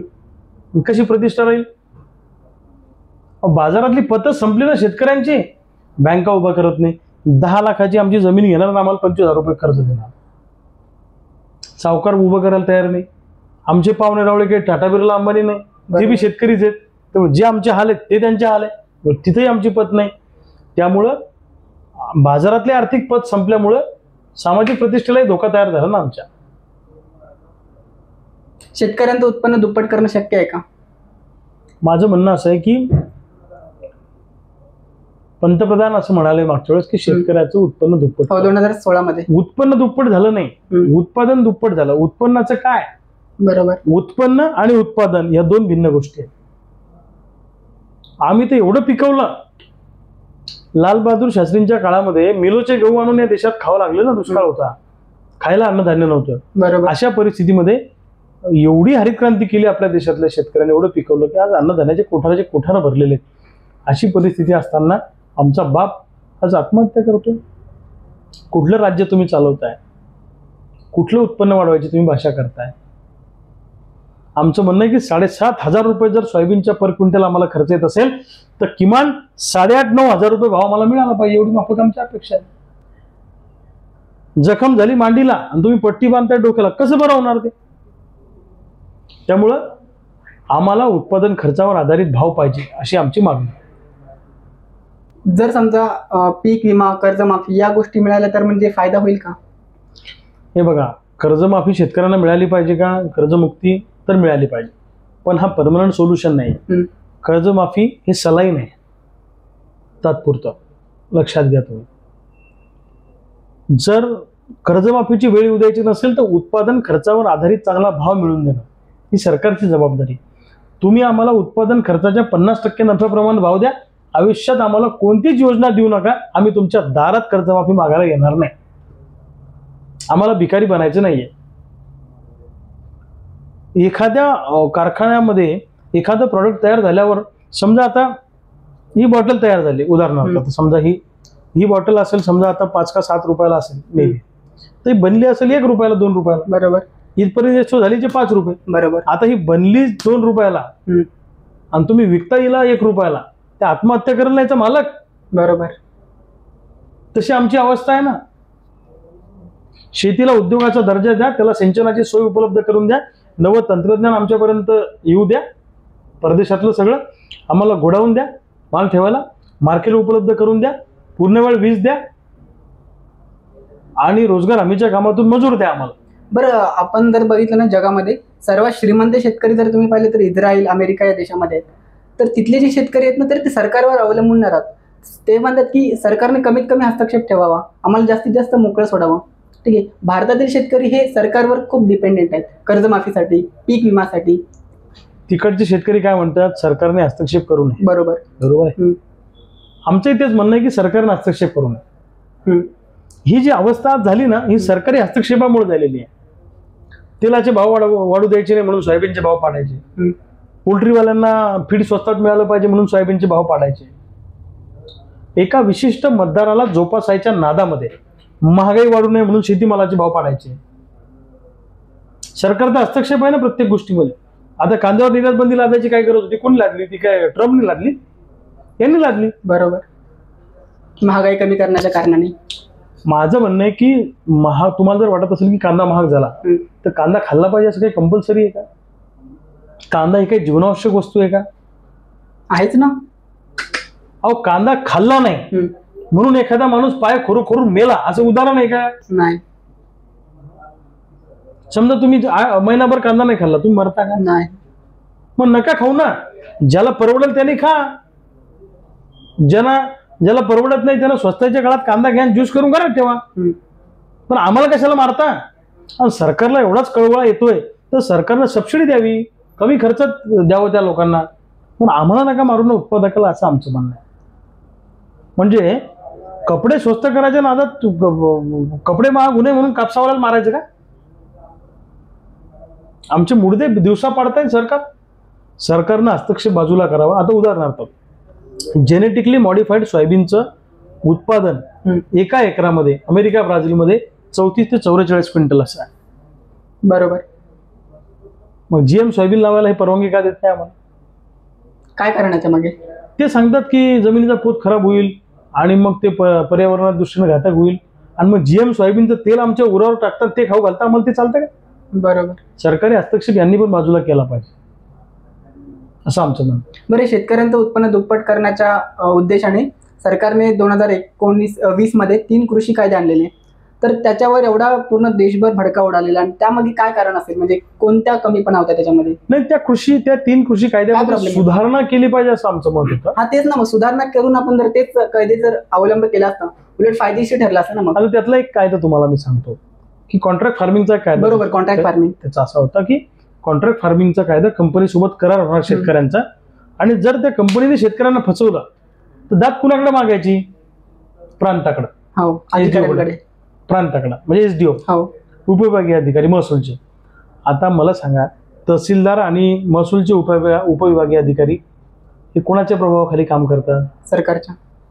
सरकारच्या आमदार खासदारांच्या, लोकप्रतिनिधींच्या. मग उद्या ती कंपनी जर तिकडे गेली लोकप्रतिनिधीकडे, त्यांनी फोन केला की बदलला निकाल. आमचं म्हणणं आहे की कृषी न्यायालय स्थापन करा, ट्रिब्युनल्स. एक्झॅक्टली. फास्ट कोर्ट करा त्याला शेतकऱ्यांचे खटले चालवायला. तसेच मग असे ट्रिब्युनल. आता शेतकऱ्यांचे रस्त्याचे प्रकरण 20-20 वर्ष चालतात कोर्टात. शेतीसाठी एक स्वतंत्र न्यायालय स्थापन करा, फास्टॅग कोर्टात शेतीचे मामले चालवा. नाही, माझा प्रश्न आहे की आणि जर कंपनीने फसवलं, आता तुम्हाला याचं उदाहरण सांगतो, सीड्स. समजा तुम्ही मला बोगस सीड्स दिलं आणि ते उगवलंच नाही कंपनीने शेतकऱ्याला. उदाहरणार्थ कंपनीने, तर त्याला काय शिक्षा आहे माहिती तुम्हाला? काय? 500 रुपये दंड कंपनीला. ओके. मग त्याचा कायदा बदलला नाही पाहिजे. बरोबर. शिक्षेची तरतूद नाही वाढवली पाहिजे. मग तशाच काही सुधारणा सुचवून जर कायद्याच्या आम्ही सरकारला सुधारणा सुचवल्या होत्या, पण ते सरकार ऐकायच्या मूडमध्ये नव्हतं. डायरेक्ट कायदे बंदच करून टाकले म्हणजे ते. हा, त्याच्यामध्ये सुधारणा करावी असं आमचं त्यावेळेस मत होतं, पण ते काही सरकारनं ऐकलं. मग बाकीच्या शेतकरी संघटना आणि शेतकरी आंदोलन जे होती ती कायदे रद्द करणं या कारणावर होती. आता बघा, प्रत्येक शेतकरी संघटना किंवा शेतकऱ्यांसाठी काम करणारे जे घटक आहेत त्यांची प्रत्येकाची एक स्वतंत्र विचारधारा आहे. जसं डाव्या विचारधारेचे लोक काय म्हणतात की त्यांना राशनिंग व्यवस्था पाहिजे, लायसन्स परमिट कोटा राज पाहिजे. शरद जोशी काय म्हणायचे, राशनिंग व्यवस्था उद्ध्वस्त करा, लायसन्स परमिट कोटा नको, देश के दुश्मन 4, नेता तस्कर गुंडा अफसर, बरोबर, सगळं खुलं होऊन जाऊ द्या, बंधनं घालू नका. असं तर प्रत्येकाची विचारधारा, समाजवादी विचारसरणी, डावी विचारसरणी, उजवी विचारसरणी, या विचारसरणीमध्ये फरक आहे ना. काम करतात शेतकऱ्यांसाठी सगळेजण, पण प्रत्येकाची एक विचारधारा आहे. कुणी डाव्या विचारधारेने काम करतो, कुणी उजव्या विचारधारेने काम करतो. महाराष्ट्रामध्ये ना सर्वात जास्त शेतकऱ्यांच्या आत्महत्येचं प्रमाण आहे, विशेषतः विदर्भ आणि मराठवाडा रादर दॅन उत्तर भारत आणि दक्षिण भारतमध्ये. तर याच्या मागे काय कारण असतील? म्हणजे फक्त महाराष्ट्रामधील शेतकऱ्यांच्या बद्दल बोलतोय. शेतीमालाला उत्पादन खर्चावर आधारित भाव न मिळणं हेच त्याच्या पाठीमागचं प्रमुख कारण आहे. याच्या मागे म्हणजे नाही, बरोबर आहे, पैसे तर कमी आहेत, भाव कमी आहेत, बट एक नॉर्मलाइज झालेलं आहे ना की जर काही झालं नाही तर आत्महत्या. नाही, असं नाहीये. एक तुम्हाला मी सांगतो, आत्महत्या करायला पण खूप धाडस लागतं. आत्महत्या करणं असं सहजवालं काम नाहीये, खूप धाडस लागतं, खूप मन कठोर करावं लागतं. जेव्हा तुमच्याकडचे सगळे पर्याय संपतात, काय झालंय, शेतकऱ्यांचा सगळ्यांवरचा विश्वास उडालाय, सरकारवरचा विश्वास उडालाय, व्यवस्थेवरचा विश्वास उडालाय, समाजातल्या प्रत्येक घटकावरचा विश्वास उडाला. जेव्हा तुमच्याकडचे सगळे पर्याय संपतात तेव्हा माणूस जीवनयात्रा संपवण्याच्या दिशेने जातो. पर्यायच नाही राहिलं. पैशाचं सोंग घेता येत नाही दादा. ते सांगणं वगैरे ठीक आहे, आत्महत्या करू नका, जीवनयात्रा संपू नका वगैरे सांगणं ठीक आहे, पण आर्थिक त्याच्यावर सगळीकडून बोजा झाला कर्जाचा, ते कोण सॉल्व्ह करणार? बरोबर. बरं, पीक विमा आणि कर्जमाफी वगैरे या गोष्टी मिळाल्याने शेतकरी जीवनयात्रा संपवणं बंद करेल का? नाही, असं आहे की शेतीमालाला चांगला भाव मिळाला तर शेतकरी जीवनयात्रा संपवणं बंद करतो. कोणाला मरायचा शोक आहे का? असं माणूस शोकानं मरतो का? मला सांगा बरं. जसं की असं पर्यटनाला चालला असा थोडीच माणूस जातो. सगळे पर्याय जेव्हा तुमच्याकडे संपतात, सगळ्यांवरचा विश्वास शेतकऱ्यांचा उडालाय, म्हणून शेतकरी जीवनयात्रा संपवण्याच्या दिशेने जातो. आमच्या बापाची फासाकडे जाणारी पावलं थांबवणं हे खऱ्या अर्थानं समाजासमोरचं आव्हान आहे आणि सरकारसमोरचं आव्हान. पण सोपं आहे त्यांच्या दृष्टीने, ते कठीण नाही, पण करत नाही. शेतीमालाला चांगला भाव द्या, कोणी जाणार, कोणी जीवनयात्रा संपवणार. बरं, आपल्या मराठवाड्यामध्ये आणि विदर्भ म्हणजे मागासलेपणा एक समान धागा आहे याच्यामध्ये. तर आर्थिक मागासलेपणा, सामाजिक मागासलेपणा, तुम्ही जर पाहिलं ना मराठवाड्यामध्ये आणि विदर्भामध्ये बऱ्याच खेड्यापाड्यामध्ये दारू पिणाऱ्या लोकांचं भरपूर प्रमाण आहे आणि याच्यामुळे त्यांच्या पूर्ण कुटुंबाला त्रास होतो. तर हे कसं थांबवता येईल म्हणजे? आणि आजकाल तरुण पिढी व्यसनाकडे खूप वळत चाललेली आहे म्हणजे. नाही, ते तर चुकीचंच आहे. तरुण पिढीने व्यसनापासून दूर राहिलं पाहिजे. मी दारू पिणाऱ्यांचं समर्थन करत नाही, कारण मी आयुष्यात दारू पिलेलं नाही. पण आता मला सांगा, कोणत्याही शेतकऱ्याने जीवनयात्रा संपवली की दुसऱ्या दिवशी काय चर्चा होते की हा दारू पित होता म्हणून गेला. बरोबर. मला सांगा, पुण्या मुंबईच्या बारमध्ये रात्री बसायला जागा असते का? नाही. मग दारू पिल्याने जर माणसाने दारू पिल्याने जर माणसाने जीवनयात्रा संपवली असते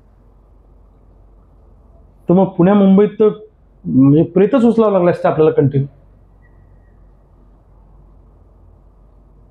नाही, पुण्या मुंबईतल्या लोकांची परिस्थिती जरा चांगली नाही. माझं म्हणणं असं नाही, मी दारूचं समर्थन करत नाही, पण तो का जातोय, तो स्वतःला संपवतोय का, याचं मूळ दारिद्र्याशी आहे, गरिबीशी आहे, आर्थिक धोरणांशी आहे. हे समजून घेतलं पाहिजे खरं तर पहिले. आणि विदर्भ मराठवाड्यामध्ये सिंचनाच्या सुविधा नाही. पश्चिम महाराष्ट्रामध्ये धरणं आहेत, सिंचनाच्या सोयी आहेत, त्यामुळे दुग्ध व्यवसाय आला, कारखानदारी जिवंत आहे. आपल्याकडचे सगळे कारखाने गेले, बँकांची अवस्था वाईट आहे, सूतगिरण्या बंद, कापूस आपल्याकडे आणि सूतगिरण्या पश्चिम महाराष्ट्रात. बरोबर. आलं का तुमच्या लक्षात? त्यामुळं विदर्भ मराठवाड्यातल्या नेत्यांचं पण हे अपयश आहे. हे शाळा कॉलेजच्या तुकड्यावर खुश झालेले नेते, यांना आपल्या भागासाठी काही करावं असं वाटलं नाही. विदर्भाचे मुख्यमंत्री होऊन गेले, आता पण आहेत. मराठवाड्याचे मुख्यमंत्री होऊन गेले. 4 मुख्यमंत्री विदर्भातले होते आतापर्यंत. हा, पण काहीच नाही ना. भकास झाला विदर्भ मराठवाडा, बरोबर. भकास. त्याला नेते मंडळी कारणीभूत आहे, यांची धोरणं कारणीभूत आहे.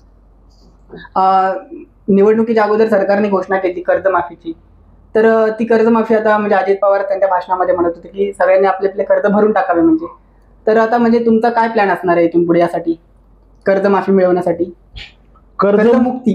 कर्जमाफी म्हणजे आम्ही काही माफी तुमच्या भाषेमध्ये कर्जमुक्ती. माफी मागायला आम्ही काही गुन्हाच केला नाही ना. आम्ही मुक्ती मागतोय. आणि आमच्यावर झालेलं कर्ज हे सरकारच्या अनैतिक धोरणाचा परिणाम आहे. सरकारने शेतीमालाच्या भावात आम्हाला लुटलं, आमच्या खिशावर दरोडा टाकला, त्याच्यामुळे आमच्यावर कर्ज झालं. त्यामुळे आम्हाला कर्जमुक्त करणं ही सरकारची जबाबदारी आहे. आणि जोपर्यंत सरकार दिलेला शब्द पूर्ण करत नाही तोपर्यंत लढाई जारी राहिली. या महाराष्ट्रामध्ये शेतकऱ्यांचे प्रश्न घेऊन, कर्जमुक्तीचा प्रश्न घेऊन एक आम्ही वनवा पेटवणार आहोत, रान पेटवणार आहे. सरकारला गुडघे टेकायला आम्ही भाग पाडू. बच्चू कडू साहेबांनी कर्जमुक्तीसाठी आता सुरुवात केलेली आहे आंदोलनासाठी. तर त्यांना तुम्ही सपोर्ट करणार का तुमचा वेगळा काही प्लॅन असणार आहे? नाही, आता बघू, आम्ही सगळे नेते एकत्र येऊन पण कसं करता येईल तसाही प्रयत्न आम्ही करू, काही अडचण नाही. कारण कॉमन मिनिमम प्रोग्रामवर आम्हाला सगळ्यांना एका ठिकाणी यायला काही अडचण नाही. मला असं वाटतं आता सगळ्यांनी तरुण पिढीला सोबत घेऊन पुढे गेलं पाहिजे आणि या राज्यामध्ये एक मोठं आंदोलन उभं केलं पाहिजे. बरं, भारतामध्ये ना अनेक शेतकरी संघटना आहेत, लहान मोठ्या शेकडो म्हणता येईल आपल्याला. तर त्यांच्यामध्ये समन्वय नाहीये. जर त्यांच्यामध्ये समन्वय आणला, एकजूटता आणली तर कदाचित काहीतरी काम होऊ शकेल, सरकारवर चांगल्या प्रकारे दबाव येऊ शकेल, असं वाटत नाही का? समन्वय आणण्यासाठी नेतृत्व क्रेडिबल लागतं, नेतृत्वाची क्रेडिबिलिटी लागते, विश्वासार्हता लागते. विश्वासार्ह माणसाने नेतृत्व केलं तर सगळे घटक एकत्र येऊ शकतात. जसं इंदिराजींनी आणीबाणी लावली 78 साली, बरोबर. तर जयप्रकाश नारायणांनी सगळ्या छोट्या छोट्या घटकांना एकत्रित करून या देशामध्ये क्रांती केली. जनता पार्टीचं सरकार येऊन मोरारजी देसाई पंतप्रधान झाले. तशा पद्धतीनं एखादा नेता जर का विश्वासार्ह नेता पुढे आला तर हे होईल. आणि कसं आहे, म्हणजे मी याला असं मानतो की काळ रूपाने हे होत असतं. काळ असा माणूस जन्माला घालत असतो एखादा. कारण जिथं जिथं राक्षसी प्रवृत्तीचा उन्माद होतो तिथं तिथं कुणीतरी एक युगपुरुष म्हणून पुढे येत असतो. बरोबर. तर काळ आता मला असं वाटतं की शेतकऱ्यांच्या दृष्टीने सरकारने शेतकऱ्यांच्या बाबतीमध्ये उन्माद केलेला आहे आणि काळ रूपानं कुणीतरी असा एखादा माणूस काळच जन्माला घालेल आणि सगळे शेतकरी एका ठिकाणी येते. इथून पुढे तुमचा काय प्रवास असणार आहे, म्हणजे काय तुमचे प्लॅन असणार आहे इथून पुढे? नाही, मला असं वाटतं की महाराष्ट्रामध्ये चळवळी आता क्षीण झालेल्या आहे. विरोधी पक्ष कोमात गेलेला आहे, कोणी बोलायला तयार नाही. आणि जे कोणी बोलण्याचा प्रयत्न करतायत त्यांचा आवाज पोचत नाही किंवा त्यांची क्रेडिबिलिटी नाही. तर मला असं वाटतं या महाराष्ट्रातला तरुण अस्वस्थ आहे. ही चळवळ महाराष्ट्रामध्ये पुन्हा एकदा नव्या दमानं चळवळीचं गतवैभव उभं राहणं खूप गरजेचं आहे. म्हणून मी राज्याच्या कानाकोपऱ्यात फिरणार आहे. माझी टीम सगळी तरुणांची टीम घेऊन फिरणार आहे. आज महाराष्ट्रातल्या 26-27 जिल्ह्यात आमचं नेटवर्क आहे. मी कोणत्याही पदावर नाही, मी आमदार नाही, खासदार नाही, ग्रामपंचायत सदस्य नाही, पण या राज्यातल्या तरुणांचा आमच्यावर विश्वास. रोज मला 5-25 मेसेज असतात की आम्हाला तुमच्याबरोबर काम करायचं आहे लोकांचे. म्हणजे ते लोक शोधतायत असंतोषाला चेहरा. या राज्यामध्ये सगळ्या तरुणांची टीम घेऊन आम्ही फिरणार, ट्रेडर कॅम्प घेणार, शिबिरं भरवणार, वक्ता शिबिर घेणार, उद्योग व्यवसायाच्या दृष्टीने शिबिरं घेणार आणि नवीन लिडरशिप उभी करणार त्या भागामध्ये. प्रस्थापितांच्या विरोधामध्ये विस्थापित नेतृत्व उभे करणार, त्यांना मी ताकद देणार, राज्याचा कानाकोपरा मी पिंजून काढणार आणि या चळवळीला पुन्हा एकदा नवगत वैभव आम्ही प्राप्त करून देणार. ओके, यासाठी तरुणांना काय बोलाल तुम्ही? नाही, मी तरुणांना एकच सांगेल की हे सगळं करताना अन्यायाच्या विरोधात भांडण्याची ताकद तुमच्यामध्ये असली पाहिजे. एकजूट व्हा. जातीच्या धर्माच्या नावावर जसे तुम्ही एका ठिकाणी येता तसे मातीच्या नावावर सुद्धा एका ठिकाणी या. शेतीच्या प्रश्नावर एका ठिकाणी या. तुम्ही जर का एका ठिकाणी आले नाही तर कुत्रं सुद्धा आपला हाल खाणार नाही आणि तुमच्यासाठी लढायला पुन्हा कोणी पुढे येणार नाही. त्यामुळे तरुणांनो, संघर्ष करूया, एकजूट व्हा, नव्या दमानं उभं राहू, न्यूनगंड मनात ठेवू नका आणि उद्योगातही उभे राहा, व्यवसायातही उभे राहा आणि बापावर होणाऱ्या अन्यायाच्या विरोधात मायेचं कुंकू वाचवासाठी भगतसिंगाचा अवतार घेऊन या लढाईमध्ये सहभागी व्हा, असं मी आवाहन करतो. आपण आता एक रॅपिड फायर घेऊ. तुमच्या घरामध्ये बॉस कोण आहे, तुम्ही का वहिनी? नाही, असं बॉस कोणी असं नाही. आम्ही स्वतंत्र विचारधारा जपणारी माणसं आहोत. पण मी तसा दबंग आहे पहिल्यापासून, त्यामुळं मी बायकोला तसाच आवडतो. मी माझी दबंगिरी घरातली बंद केली की ती अस्वस्थ होते, त्यामुळे तुम्ही समजून घ्या. शेती का राजकारण? म्हणजे शेतीचं भलं व्हावं म्हणून राजकारण. ओके. शेतकऱ्यांच्या प्रश्नांचं राजकारण झालं पाहिजे अशी आमची भूमिका आहे. म्हणून शेतीचे प्रश्न सोडवण्यासाठी राजकारणात चांगले लोक जावे अशी आमची भावना आहे. लव्ह मॅरेज का arrange marriage, what is better? असं तर मी तर लव्ह मॅरेज केलं, त्यामुळे मी लव्ह मॅरेजच म्हणणार. म्हणजे एकमेकाला ओळखतो, आपला आवडीचा साथीदार आपल्याला मिळतो. आणि म्हणजे तुम्ही आजारी असताना एवढा प्रचंड वेळ दिला तुम्ही आमच्यासाठी, त्यासाठी मनापासून तुमचा धन्यवाद. तुमच्या चॅनलला सुद्धा मी मनापासून शुभेच्छा देतो. आणि तुमच्यासारख्या ग्रामीण भागातल्या पोरांनी हे यूट्यूब चॅनल उभं केलं, तुमची प्रश्नांचा अभ्यास तुमचा आणि प्रश्नांची खोली आणि शेतीमाती संस्कृतीसाठी तुम्ही जे चॅनल तुमचं काम करताय, मला खूप बरं वाटलं. म्हणजे मी हॉस्पिटलमधून थेट तुम्हाला भेटायला आलो. बरोबर. मला खूप आनंद वाटला आणि तुम्हाला मनापासून शुभेच्छा. आणि तुमच्या सगळ्या या प्रवासामध्ये आम्ही सुद्धा सहभागी आहोत. प्रश्न कसे वाटले तुम्हाला? नाही, छान. म्हणजे तुम्ही खूप अभ्यास करून आलायत. म्हणजे एवढ्या कमी वयामध्ये जी प्रश्नांची खोली तुमची आहे किंवा खोलपर्यंत तुम्ही गेलात, त्याबद्दल मनापासून तुमचं कौतुक आहे. चालेल, धन्यवाद. चलो, ओके, थँक्यू.